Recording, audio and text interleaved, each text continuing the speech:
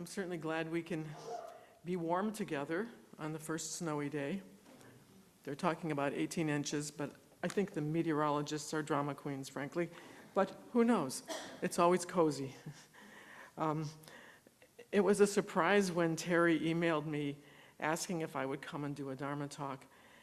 I had seen some old friends here at the Ginza holiday, and I had the pleasure of chatting with Reverend Todd, who pointed to my picture on the back wall. And of course, I don't look like that anymore. Different hair color, but that's Fashion Sandra. I said, yes, it was an honor to be part of the minister's assistant training, and I learned a lot. So when Terry asked, I gave it some thought, and of course, I said yes, because I have been shown great kindness at MBT over the years, and that chat with Reverend Todd reawakened in me a feeling of wanting to return the kindness by helping with the Dharma sharing. So I was happy to be asked to come and help. Then I wondered what I would say after all this time. And then I cracked up remembering that before the pandemic, Reverend Ron said to me, "You can be strange, but don't be a stranger." Yeah, so that fit for me. And I also remembered Reverend Ron saying, "Come as you are," which is unforgettable. This is not at all a profound talk. It's just a report from Sandra about how things are. You are so kind to welcome me back again after some time having passed. But it has some meaning in as much as if people go away and come back again, it means that there are kind people here who don't give up on someone.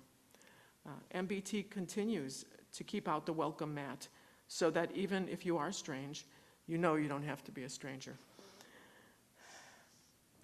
So here, after a number of years, I feel like a bit of a stranger, but here I am, taking time to sort out my thoughts and feelings as life continues. I appreciate being here with you today because it's given me an opportunity to think about what's going on in my life in relation to the Dharma.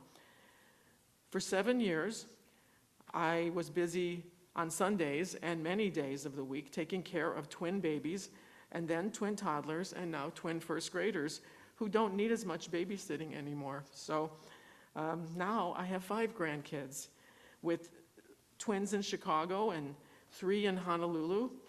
And because they're far away and I can't always see them when I want to, I've learned to pray. Maybe there's a different name for it, I'm not sure. My Buddhist teachers would say prayer is not part of Jodo Shinshu, but we humans always have hopes. And I was baptized as a Catholic baby, and as an adult, I found my way to the Midwest Buddhist Temple, where I've learned a lot about Jodo Shinshu Buddhism, for which I continue to be grateful. And I think that since I wasn't born into Japanese Buddhism, I came to it through preference, and perhaps was not always culturally appropriate in the ways that I expressed myself as a temple member, but thank you for putting up with that. And now I wouldn't put a label on me.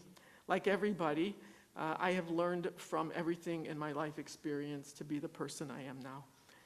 That said, I do find a certain kind of, what shall I call it, a practice, to be a relief, and something I can give myself, quite selfishly, but it's necessary for survival.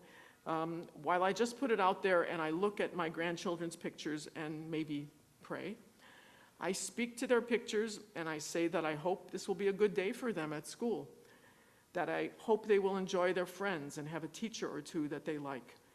And then I think about my other family members and I wish good things for them, to have a good day, to be healthy, to be inspired.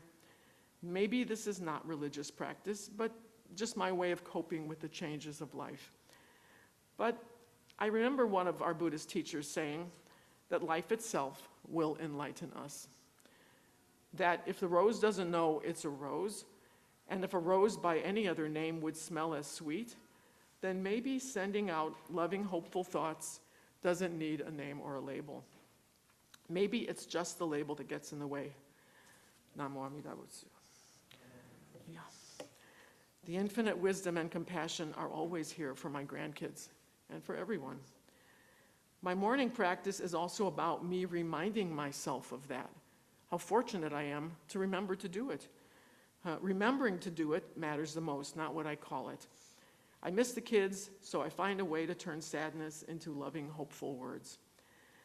When I do get to take the long trip to see them in Honolulu, if it's in the summer, I find myself at an Obon celebration, whether it's in Kauai because of Al and Judy's kindness to have me staying in their house, for which I am still grateful, or whether we are in Honolulu, where my 3 other grandkids live with their parents.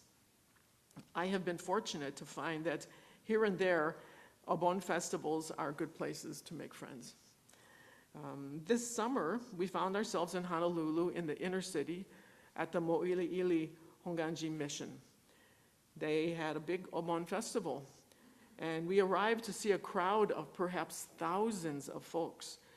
We got to hear an outdoor service, and we got to eat udon standing in the Honolulu sunset. There were political protesters, there were people chanting, there were people shining lightsabers and leaping about like ninjas, and lots of vendors selling things that my grandkids would like, especially imitation Labubu dolls. Yeah, so there was a big tent of artisans' work. I looked at a handmade garment, which is my entree to many parts of culture, and it's what I've been teaching at the School of the Art Institute for 40 years. Anyway, there was a woman there who had been making patchwork blouses from tenugui towels, selling them to benefit the temple. Because I was so interested in what she had created as a maker of garments that expressed her culture in her temple, she and I instantly became friendly. And we started talking about Jodo Shinshu and where I have worshiped in the past and where she is now, working with her Honolulu Temple Honganji Mo'ili'ili mission. We got so excited about the things we had in common. I made a friend. My son Jesse, who now has 3 dear kids in Honolulu, who used to come with me to MBT to ring the gong at the midnight service when he was a teenager, he says, "Mom, you make friends wherever you go." And I think I'm lucky because there again in Honolulu at Mo'ili'ili Honganji Mission's Obon Festival, I made a friend. Ruth Takamoto in Honolulu. And I wouldn't be surprised if anybody here knows her because through Jodo Shinshu, even in a big world, I meet people who know people, especially through the Dharma. So Jodo Shinshu has not entirely gone away in my life. I guess it's just become part of me. I've just been living my life every day, mostly in Chicago and sometimes in Honolulu.